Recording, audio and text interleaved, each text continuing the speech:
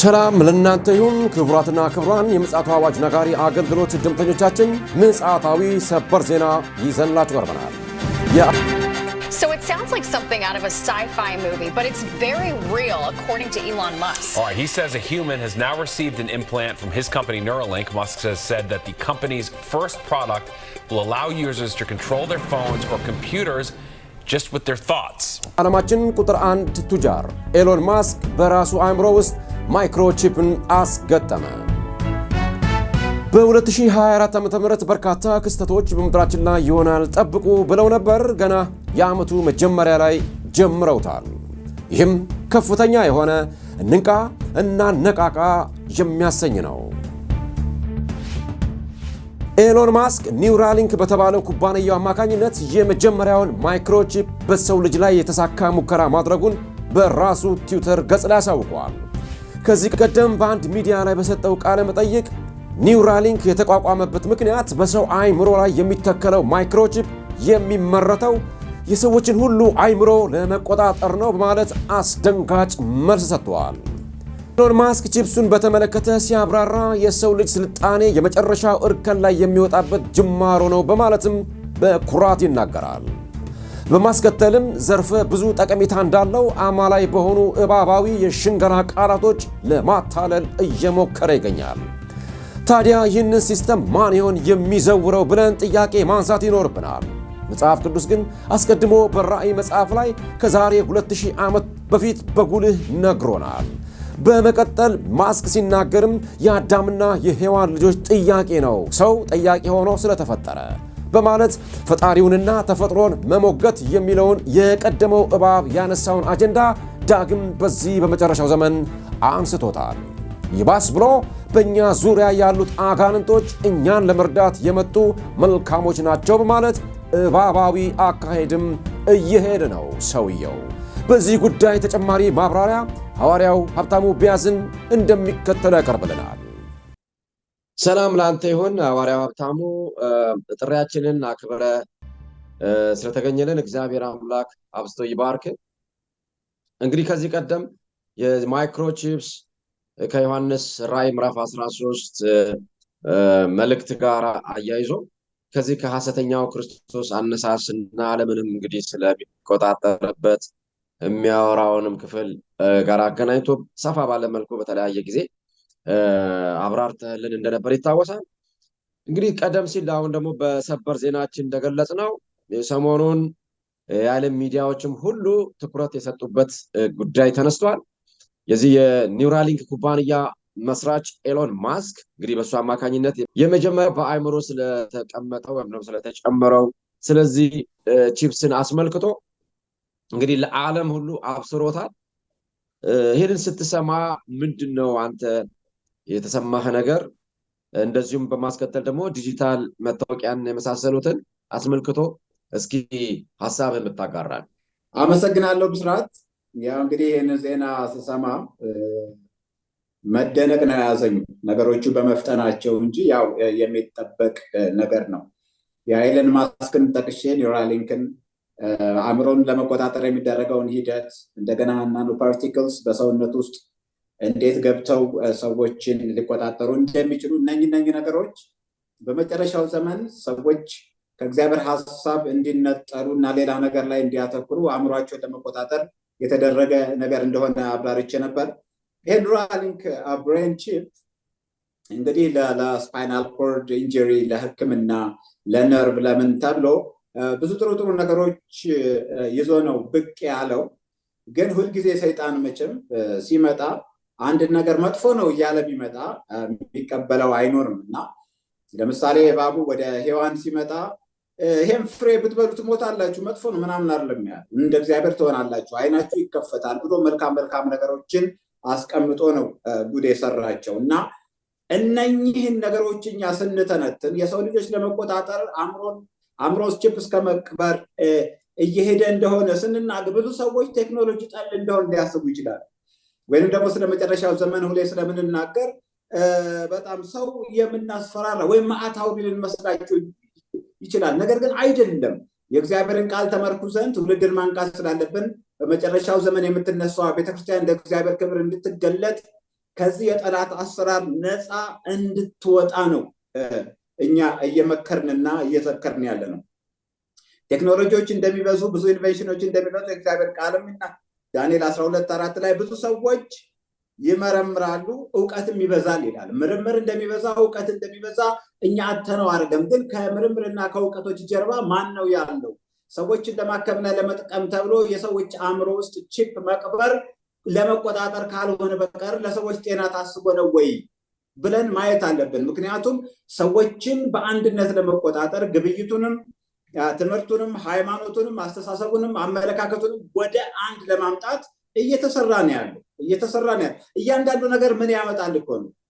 ስለ ኤቲኤም ካርድ ያን ስናገር በእጃችን ላይ ያለ ነገር ያቀለጠፈልን ብዙ ነገር የጠቀመን ነገር ነው። ያ ቺፕ ሰውነታችን ውስጥ ኤቲኤሙ ላይ ያለው ቺፕ ሰውነታችን ውስጥ ሲቀበር ነው አደጋው። አሁንም በየአገሩ ያሉት ዲጂታል መታወቂያዎች ዲጂታል መታወቂያ ማውጣት፣ መያዝ፣ መጠቀም እሱ አይደለም ችግሩ፣ እሱ አይደለም ችግሩ። የተዘረጋው ስርዓት ወደ ምን ያደርሰናል ብሎ መመርመርና ለመመርመሩ ላይ ነው። ወዴት እየሄድ ነው ብሎ መመርመር ግን ይሄ የጠቢቦች ውሳኔ ነው ብዬ ነው የምለው። ብስራት እሺ አፖስትል እግዚአብሔር ባርክ። እንግዲህ በዚህ በዘርፉ የተሰማሩ ባለሙያዎች ቤተክርስቲያን አማኙ በዚህ ወቅት መቼስ ይሄ ጊዜ ያላነቃን መቼም ሊመጣልን አይችልም ብዬ እኔ በግሌም ማምንበት ጉዳይ ነው። ከዚህ ሌላ ምን ይምጣልን? ይሄ መጨረሻ የጦዘ ምልክት ነው ለቤተክርስቲያን በተለይ በዋናነት ግድም ሊላት የሚገባ ልትነሳ የሚገባ ልትጨክን አመለካከቷን በደንብ በስፋት ልታይ የሚገባ ከቤተክርስቲያን ሌላ አለች ብዬ እኔ አልልምና በዚህ ወቅት ተልኳችንን ካልፈጸምን መቼ ነው ልንፈጽም የሚገባውና በዚህ ጉዳይ ያንተ አመለካከት ምንድን ነው? እናመሰግናለሁ ብስራት። ምሳሌ ምዕራፍ 14 ቁጥር 35 ላይ አስተዋይ አገልጋይ በንጉስ ዘንድ ይወደዳል ይላል። አስተዋይ አገልጋይ በንጉስ ዘንድ ይወደዳል፣ በሚያሳፍር ላይ ግን ቁጣው ይሆናል ይላል። እንግዲህ አስተዋይ አገልጋይ የሚባል አለ፣ የሚያሳፍር አገልጋይ የሚባል አለ። ሁለቱም አገልጋይ ናቸው ማለት ነው። በሁለተኛ ጢሞቴዎስ ምዕራፍ 2 ቁጥር 15 ላይ ጳውሎስ ለጢሞቴዎስ የእውነትን ቃል በቅንነት የሚናገር የማያሳፍር ሰራተኛ ሆነ የተፈተነውን ራስን ለእግዚአብሔር እንድታቀርብ ትጋ ይላል። የሚያሳፍርና የማያሳፍር የሚባል ሰራተኛ አለ፣ አገልጋይ አለ፣ አካሄድ አለ፣ አሰራር አለ በምድር ላይ። አሁን በዘመናችን ቤተክርስቲያንን ስንመለከት በአብዛኛው ነው የሚለው ብስራት ሰዎች ፎከስ የሚያደርጉበት ሌላ ነገር የማያሳፍር ሰራተኛ ሆነው እየተገለጡ ሳይሆኑ ለምድር ጥቅም፣ ለምድር ዝና፣ ለጥቃቅን ነገሮች ምድር የሚሸጥ የቤተክርስቲያን የአምልኮ የአሰራር ስርዓት ነው እየተደረገ ያለው። ስለዚህ ቤተክርስቲያን አልነቃችም። በአብዛኛው ምን እየተደረገ እንዳለ አልነቃችም። በዚህ ጊዜ ካልነቃች በጣም አስቸጋሪ ነው። የመጨረሻው ዘመን ላይ ስላለን ይሄ የምንቀልድበት ዘመን አይደለም። ሯጭ የመጨረሻዋ ዙር አይቀልድባትም። ደወል ከተደወለ በኋላ የሚሮጠው ሩጫ ኃይሉን ሁሉ አሰባስቦ ጫማው ቢፈታ ጫማውን ለማሰር ዝቅ አይልም፣ ወይንም ደግሞ ውሃ ለመቀበል እጁን አይዘረጋም። ብቻ ኃይሉን አሰባስቦ ወደ ግቡ ይሮጣል እንጂ ቤተክርስቲያንም እንደዚህ አይነት እርምጃ መውሰድ ያለባት ጊዜ ነው። በሽቅድድም ስፍራ የሚሮጡ ሁሉ እንዲሮጡ፣ ነገር ግን አንዱ ብቻ ዋጋው እንዲቀበል አታውቁምን?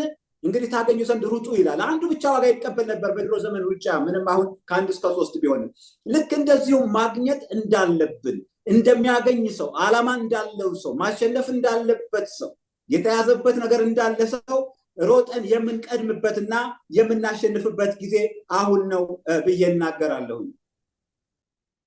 በመጨረሻ ሐዋርያ ሀብታሙ እስቲ የምታስተላልፍልን መልእክት ካለ ጊዜውን ላንተ ልስጥ። እንደው አስተያየት እንደው የመጨረሻ ትንሽ ነገር መጨመር ብችል፣ አሁን ይሄ አእምሮን የሚቆጣጠረው ነገር ሰዎች የእግዚአብሔርን ሐሳብ እንዳያስቡ የእሱን ሐሳብ ለመክተት ጠላት የሚያደርገው ሂደት ነው። እግዚአብሔር ሐሳባችሁ እንደ ሐሳቤ አልሆንም ብሎ ያዘነበት ጊዜ አለ።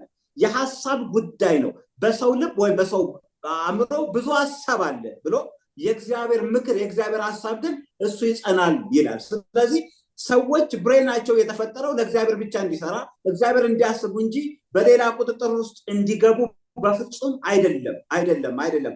አእምሮን ሁሉ ለክርስቶስ እንማርካለን ስለሚል አእምሮን መቆጣጠር ያለበት አእምሮን መያዝ ያለበት ክርስቶስ ብቻ ነው። እኛስ የክርስቶስ አእምሮ አለ።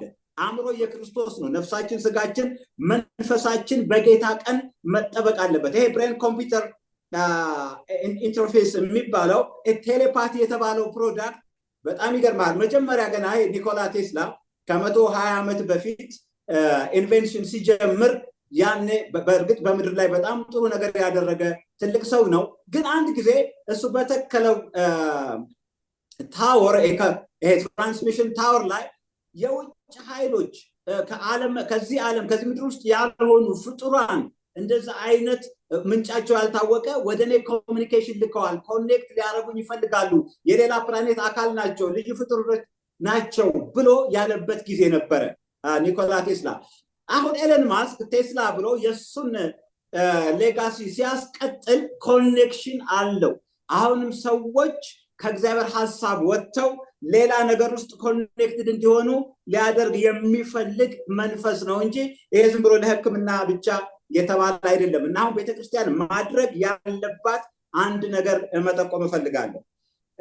በዘኍልቍ ምዕራፍ 19 ቁጥር 15 ላይ እንደዚህ የሚል ቃል አለ። መክደኛው ያልታሰረ የተከፈተ ዕቃ ሁሉ እርኩስ ነው ይላል። መክደኛው ያልታሰረ የተከፈተ ዕቃ ሁሉ እርኩስ ነው። ክፍቱም ከተገኘ ፖይዝን ይገባበታል፣ ኮንታሚኔትድ ይሆናል። ብቻ ውስጡን የሚያረክስ ነገር ብዙ ነው። የቤተ መቅደስ ዕቃ መዘጋት አለበት። ፕሮፐርሊ የታሰበለት ነገር ብቻ እዛ ውስጥ ይገባል እንጂ ከዚያ ውስጥ ምንም ነገር እንዳይገባ፣ ከዛ ውጭ ላለው ነገር አይደለም ማስቀበር፣ ምንም ነገር እንዳይገባባት መከላከል አለባት ማለት ነው። እንዳልፈውስ ጋኝ ደግሞ ማለት አለባት።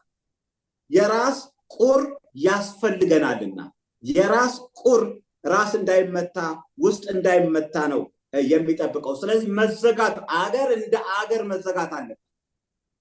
እውነቴን ነው የምልህ። አሁን በደንብ ስንመለከተው ነገሮች ሁሉ ክፍት የሆኑበት ጊዜ ነው። ቤተክርስቲያን ብዙ ነገር ለማስተናገድ ክፍት የሆነችበት ጊዜ ነው። አገርም እንደ አገር መዘጋት አለባት። በጣም ክፍት ነው። ብዙ ነገር ለመግባት እየጠበቀና እየተጠባበቀ ያለበት ጊዜ ነው። ስለዚህ ቤተክርስቲያን እንደ ቤተክርስቲያን፣ አገርም እንደ አገር የማያስፈልግ ነገር ወደ ትውልዳችን ወደ ምድራችን እንዳይገባ መዝጋት አለብን። እያንዳንዳችን የራስ ቁር አድርገን የደህንነት ራስ ቁር የመዳን ራስ ቁር አድርገን አእምሯቸውን መንፈሳችን እየመጣ ያለውን ክፋት እንዳይገባ መጠበቅ አለብን። አሁን ኢትዮጵያ ውስጥ ብዙ አነቃቂ ተናጋሪ ሞቲቬሽናል ስፒከር ምናምን አስተማሪዎች የስነ ልቦና ምናምን የሚባሉት ከኒው ኤጅ ጋር በተገናኘ የሰለጠኑ ናቸው። ያ ማለት እንደ ሁሉም ሃይማኖት ወደ እግዚአብሔር ያደርሳል አይነት ነገር ለማለት እና አንድ አድርጎ እንዲገዛ ለኒው ወርልድ ኦርደር በር ከፋች ነው እና ለዘብተኛ በፍጹም መሆን የለብንም። ሁለንተናችን መዝጋት፣ መጠበቅ፣ ትውልድን ማስነሳት፣ ቤተክርስቲያን እንደ ክርስቶስ ሙሽራ ተዘጋጅታ መገለጥ አለባት ብዬ አምናለሁ። እግዚአብሔር ይባርካችሁ። ሐዋርያው ሀብታሙ ስለሰጠን ማብራሪያ እግዚአብሔር አምላክ አብዝቶ ይባርክህ። አንተንም አገልግሎትንም አብዝቶ ይባርክህ። በተመሳሳይ ጊዜ እንግዲህ ሌላ ጊዜ እንደምንገናኝ እርግጠኛ ነን። ስለሰጠን የሚያነቃቃ መልእክት በጣም አድርገን እናመሰግናለን። መልካም ቆይታ። እግዚአብሔር ይባርክህ። አመሰግናለሁ ብስራት። እግዚአብሔር ይባርክ። እውነት ነው። እንግዲህ ወንድማችን ሐዋርያው ሀብታሙ በቂ መረጃ ሰጥቶናል ብለን እናምናለን። ኤሎን ማስክ በኩራት ለሐሰተኛው ክርስቶስ ራሴን ሰጥቼዋለሁ፣ የዓለም ሕዝብ ሁሉ ይወቅልኝ ብሎ አሳውቋል። ከወራት በፊት እንዲሁ ወንድም ሴትም ያልሆነ ከፍጥረት ውጭ ከሆነው ሮቦት ጋር ጋብቻን መስርቻለሁ ያለው ነበር። ሰውነቱን፣ ማንነቱን ለዲያብሎስ እርኩስ መስዋዕት አድርጎ ያቀረበው የክርስቶስ አካል እንግዲህ ይሄኔ ነው ሙሽሪት አስቢበት፣ ከመቼውም ዘመን ይልቅ የሩጫው ዙር ይበልጡን ከረር ብሏል ማለቱን የወደድ ነው። አንድ ወጥ የሆነ የገንዘብ ዝውውር ይደረግ ዘንድ ግድ ነው ብለው ወገባቸውን ታጥቀው አራቱንም ማዕዘናት ወጥረው ሲገሰግሱ ማንን አቀባበል ሊያደርጉለት እንደሆነ ይሰወርብን ይሆንን? ጥቅልል ብሎ አንድ ሃይማኖት ነው የሚያስፈልገው መባሉ ስለማን ሆነና ሽርጉዱ? ይህ ሰዓት ከባድ ማባነኛ ሰዓት ነውና ትልቅ አትኩሮን ይሻል። አይ አሁንስ እንደ ጴጥሮስ ጎኗን ወቅቶ ከተኛችበት አስፈንጣሪ መለኮታዊ ቀስቃሽ ሳያስፈልጋትም አይቀር ድብን ሽፍንፍን ጥቅልል ብላ ለተኛቸዋ ሰማያዊቷ ሙሽሪት አሁንም በሌላ ነገሮች እየባከነች ትሆንን? በያዝነው 2024 ዓ.ም እስራኤልም ሶስተኛውን የቤተ መቅደስ ግንባታዬን ሚያቆመኝ የለም ስትልና በዚያም ሁሉ ነገር እየቸኮለና እየፈጠነ ሲሄድ እንደነ ኤሎን ማስክ አይነቶቹ ሕይወታቸውን ቅንጣት ሳይሳሱ ለዲያብሎስ ይኸው እሰዋልሃለሁ ሲሉ ሕይወታችን ክርስቶስ ነው እያልን አዳራሾቻችን ለዋጡን የቀኑ መድረስ ላላንገበገበን የሰዎች ወደ ሲኦል መጓዝ ምንም ላልመሰለን ለዘንድ እጅግ ሞጋች ወቅት ነው ብንል ማጋነን አይሆንም። ይልቁንም ወሬያችንም ሆነ አገልግሎታችን ሁሉ አፈርኛ ለሚልብን በዘርፉ የተሰማሩ ባለሙያዎችና የመጽሐፍ ቅዱስ ትንቢቶችን በማጥናት እንደዚሁም ትንታኔ የሚሰጡ ተመራማሪዎች በዚህ ወቅት ቤተ ክርስቲያን ካልነቃች መቼም አትነቃም በማለትም እያስጠነቀቁ ይገኛሉ። የእግዚአብሔር ሰው ኤልሳ ግያዝን ያ ሰው ከሰረገላ ወርዶ ሊቀበል በተመለሰ ጊዜ ልቤ ካንተ ጋር አልሄደምን? ብሩንና ልብሱን፣ የወይራውንና የወይኑን ቦታ፣ በጎችንና በሬዎችን፣ ወንዶችንና ሴቶችን ባሪያዎች ትቀበል ዘንድ ይህ ጊዜው ነውን? ተብሎ ተጠየቀ። ጥያቄው ግን ወደኛም ሊዞር ግድ ነው። እድሎች ተሰጥተውን እያባከንላለን። የሰበሰብነው ሁሉ ጥለነው ልንሄድ ጫፍ መድረሳችን አሳባቂ ነው። ጆሮ ላለው ለሰማ፣ አይን ላለው ላየ የኤሎን ማስክ ውሳኔ እንዲህ ነው። አሁንስ እግረ መንገዳችንን ለሚሆኑልን ነገሮች ሁለንተናችንን ጥርግርግ አድርገው ሊወስዱት ይገባልን? ለወንጌል ሥራ አብዝተን እንነሳ ባዮች ነን። ይልቁንም የቤተ ክርስቲያን መሪዎች ከዚህ አሳሳቢ መረጃ በኋላ ምን ይሆን እይታችሁ? እንግዲያውስ እንቅልፍ ይብቃ፣ እንንቃ፣ እናነቃቃ። ሰበር ምጽአታዊ ዜናችን ይህንን ይመስላል። በመደበኛው የዜና መረጃ ሰዓታችን እንገናኛለን። እነሆ በቶሎ መጣለሁ፣ ለእያንዳንዱ እንደ ሥራው መጠን ከፍል ዘንድ ዋጋዬ ከኔ ጋር አለ። አልፋና ኦሜጋ፣ ፊተኛውና ኋለኛው፣ መጀመሪያውና መጨረሻው እኔ ነኝ። ዮሐንስ ራእይ ምዕራፍ 22 ከቁጥር 12 እስከ 13። በደህና ሁኑ።